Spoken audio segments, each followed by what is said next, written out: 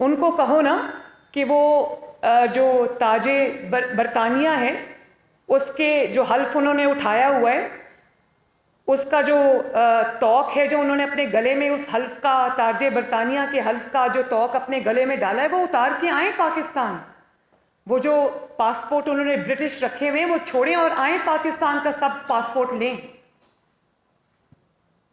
अपने बच्चे तो वहां ठंडी हवाओं में, और यहां पाकिस्तानी कौम के बच्चों को आप तरगीब दे रहे हैं कि निकलो और मेरी खातिर मार खाओ, डंडे खाओ।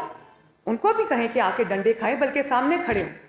मैंने जो तहरीक कभी लीड की है, जमात ने मेरी जिम्मेदारी लगाई है, चाहे वो PDM की तहरीक हो या वो कोई भी तहरीक हो, तो मैं तो पीछे नहीं हटी। मैंने बच्चों को आगे मार खाने के लिए नहीं छोड़ दिया। आगे फ्रंट लाइन में मैं खुद होती थी।